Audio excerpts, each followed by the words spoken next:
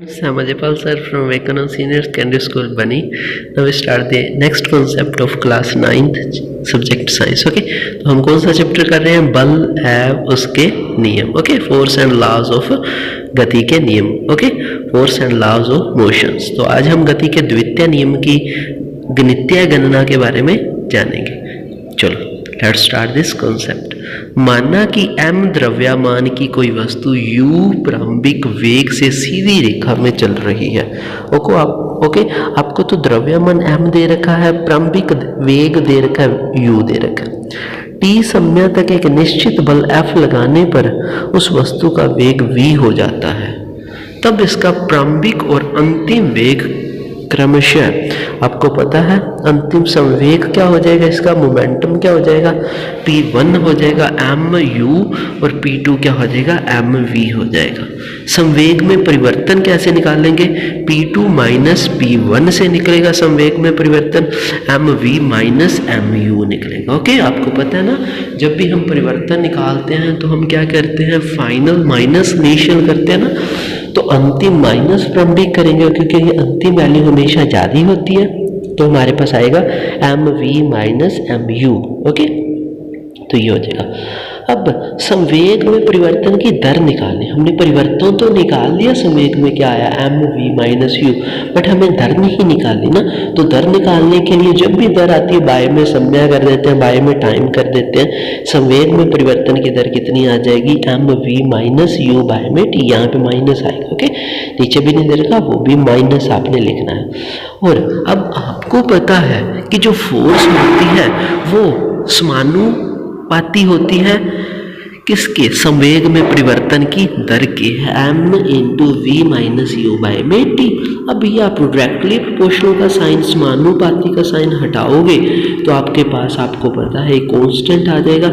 यहाँ पे जो कांस्टेंट रहेगा वो k यूज करेंगे. Okay, k m into v minus u by में t हो जाएगा. तो ये हम ऐसे करेंगे, आपको बता देता हूँ. 1 सेकेंड, देखो सबसे पहले हमने क्या करना था, हमने क्या करना है, संवेग में परिवर्तन निकालना. संवेग में परिवर्तन कैसे निकलेगा, P2 minus P1. Okay, P2 की वैल्यू क्या है, mv माइनस mu है. ओके, m आप कॉमन ले लोगे, v माइनस u आप कर लोगे. तो ये हमारे पास परिवर्तन आ गया, संवेग के अंदर परिवर्तन. ये हमने परिवर्तन वाला फाइंड आउट कर दिया, mv माइनस u बाय में t. अब आपने क्या निकालना है, दर फाइंड आउट करनी है. Okay, 1 second. अब आपने क्या करना है, दर फाइंड आउट करनी है. तो दर कैसे निकलेगी, आपको पता है, जो अभी आपका कॉन्सेप्ट आया था, क्या आया था, m okay v minus u by में t से हमारी दर निकल जाएगी. और ये दर निकल गई. अब आपको पता है ये किसके इक्वल है, ये फोर्स के डायरेक्टली प्रोपोर्शनल. ये सारा कुछ जो हमारे पास आया, m v minus u by में t, ये फोर्स की डायरेक्टली प्रोपोर्शनल है.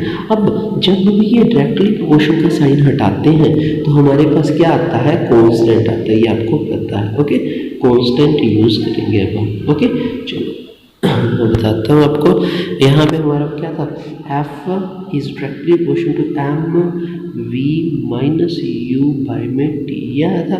तो इस डायरेक्टली प्रोपोर्शनल के साइन को हटाया मैंने, यहाँ पे आ गया k m v minus u by में t आ गया. ये आ गया. अब आपको पता है v माइनस u बाय में t क्या होता है, आपको पता है ये क्या होता है, त्वरण होता है. f is equal to k m, ये त्वरण आ जाएगा, a से रिप्रेजेंट करते, तो हमारे पास ये कॉन्सेप्ट इस तरीके से हो जाएगा. ओके, तो यहाँ पे जो मिसिंग है, यहाँ पे मैं आपको बता देता हूँ क्या आएगा. यहाँ पे मल्टीप्लाई आना है, यहाँ पे माइनस आएगा, यहाँ पे मल्टीप्लाई आएगा, यहाँ पे माइनस आएगा. ओके, जो कल यहाँ पे मिस प्रिंट है वो मैंने आपको दूर कर दिया. यहाँ पे मल्टीप्लाई आएगा और यहाँ पे माइनस आएगा. ओके, तो इस तरीके से आपने ये करना है. नेक्स्ट करते हैं. तो यहाँ पे आपको पता है जो त्वरण होगा, a is equal to v minus u by में टी, वेग में परिवर्तन की दर अर्थात त्वरण है. k एक अनुपातिकता स्थिरांक है, कांस्टेंट है. द्रव्यमान और त्वरण के ऐसे ही मात्रक क्रमशः किलोग्राम और मीटर पर सेकंड स्क्वायर है। हम बल का मात्रक इस प्रकार लेते हैं कि स्थिरांक k का मान 1 हो जाता है। अगर मान लो हमारे पास यहाँ पे k की वैल्यू 1 है तो F इज इक्वल टू क्या आ जाएगी, ma आ जाएगी। ओके, तो हम इस इकाई बल को उस मात्रा के रूप में परिभाषित करते हैं। 1 किलोग्राम द्रव्यमान वाली वस्तु में 1 मीटर पर सेकंड का त्वरण उत्पन्न करती है, अर्थात इकाई बल के यहाँ पे जो आपका बल होगा वो भी 1 हो जाएगा, तो सारी चीज़ें 1 हो जाएंगी। यहाँ से हमारे k का मान जो है 1 आ जाएगा, तो हम k की वैल्यू 1 पुट कर देंगे, हमारे पास आ जाएगा F is equal to ma। बल का मात्रक ये आपने याद रखना है किलोग्राम मीटर पर सेकंड स्क्वायर, क्योंकि मास का तो किलोग्राम होता है ना, तो एक्सेलरेशन का मीटर पर सेकंड स्क्वायर होता है। इसे न्यूटन भी कहते हैं, ओके, आइजैक न्यूटन के नाम पर, जिसे n द्वारा प्रदर्शित किया जाता है। गति के द्वितीय नियम से हमें किसी वस्तु पर लगने वाले बल को मापने की विधि मिलती है। बल को उस वस्तु में उत्पन्न त्वरण तथा वस्तु के द्रव्यमान के गुणनफल से प्राप्त किया जाता है।